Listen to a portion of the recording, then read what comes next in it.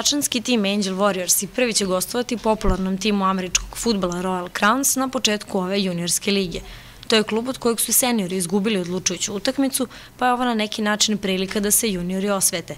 Ceo tim je vrlo naporno i jako trenirao čitavog leta, što će publika i imati priliku da vidi u predstojećoj utakmici u Kraljevu. U našem juniorskom timu imamo puno igrača koji su se već više puta dokazali kako na domaćem, tako i na inostranom terenu, a međutim takođe imamo i puno mladih igrača kojima će ovo biti vatreno krštenje i u kome će pokazati sve šta su naučili preko leta. Momci su stvarno naporno radili, imali smo treninge, tako reći, svakoga dana, kako na terenu, tako i u teretani, i ja se nadam da će kraljevačka publika doći u velikom broju da jednostavno pomogne da pobedimo ekipu Čačka koja je naš ovako veliki rival. Sami igrači rolskih kruna osjećaju se spremno i sa velikom željom da pobede ekipu Čačka. A ono što će na ovoj utakmici sigurno svako primetiti je da će ceo tim kruna na svojim dresovima i kacigama nositi isti broj, broj 65 koji je nosio Luka Varevac, tragično nastradali junior Royal Crownsa. Protiv Čačka očekujem pobedu, naravno.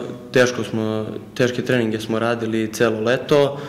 Kraj seniorske sezone dočekali smo porazom baš protiv Čačka i nadam se da ćemo mi se ovoga puta odužiti i verujem u svoj tim.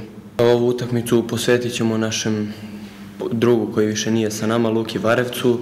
Nosit ćemo njegov broj i ceo tim će sigurno svakog trenutka provedenog na terenu igrati svim srcem za njega. A na današnjoj konferenciji kruna predstavljeno je i novo pojačanje iz Sjedinjenih Američkih Država, Todd Klug, koji će prvenstveno obavljati funkciju sportskog direktora. Ovaj stručnjak je profesionalni trener iz države New York, a protekle sezone bio je član jednog nemačkog tima. Već 3 godine sam deo Royal Crownsa. Srećan sam što sam prihvatio ulogu sportskog direktora.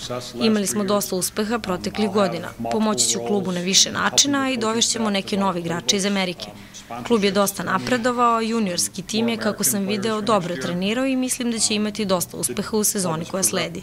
Svi ljubitelji američkog fudbala i popularnih kruna mogu prvi meč ove sezone pratiti sa tribina Atletskog stadiona u nedelju 18. septembra sa početkom u 15 sati.